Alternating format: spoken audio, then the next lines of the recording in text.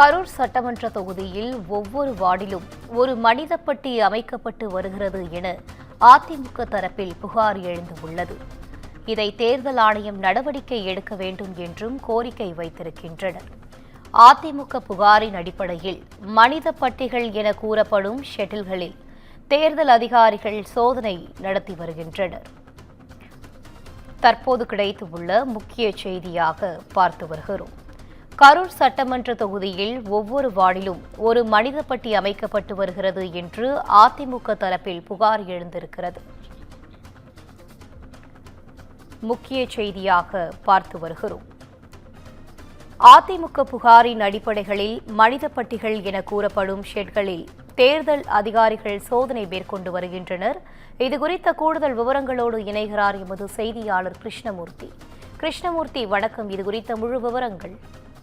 நிச்சயமாக வரும் 2026 சட்டமன்ற தேர்தல் ஆணையம் அறிவித்திருந்த நிலையில் தேர்தல் நடத்தை விதிகள் அமலுக்கு வந்த நிலையில் கடந்த 2 தினங்களுக்கு முன்பு அதிமுக கட்சி அலுவலகத்தில் பாஜக முன்னாள் மாநில தலைவர் அண்ணாமலை செய்தியாளர்களுக்கு பேட்டியளித்த போது கரூர் மாநகராட்சிக்குட்பட்ட பல்வேறு பகுதிகளில் ஒவ்வொரு வார்டாக திமுக சார்பில் மனிதப்பட்டி அமைக்கப்பட்டு இருப்பதாக மற்றும் பொதுமக்களை ஆடு மாடுகளை பட்டியில் அடைத்து வைத்து உணவு பணம் கொடுத்து அமர வைக்கும் நோக்கில் செயல்பட்டு வருவதாகவும் அவ்வாறு செயல்பட்டால் தேர்தல் நேர்மையான முறையில் நடைபெறுமா என கேள்வி எழுப்பியிருந்த நிலையில் இது தொடர்பாக அதிமுக மற்றும் பாஜக தொடர்ச்சியாக தேர்தல் ஆணையத்திற்கு புகார் அளித்து வந்த நிலையில் இன்று சர்ச்சைக்கானர் பகுதியில் மனித பட்டி என்று அழைக்கப்படும் தகர கொட்டகை அமைத்து அந்த இடத்தில் தேர்தல் ஆணைய அதிகாரிகள் அந்த இடத்தினை நேரில் ஆய்வு செய்தனர். அப்பொழுது பூட்டியிருந்த இடத்தை திறந்து உள்ளே பார்த்தபோது சேர்கள் போடப்பட்டிருந்தது. இதை ஆய்வு செய்த அதிகாரிகள் புகைப்படம் எடுத்து சென்றனர் என்பது குறிப்பிடத்தக்கது. மேலும்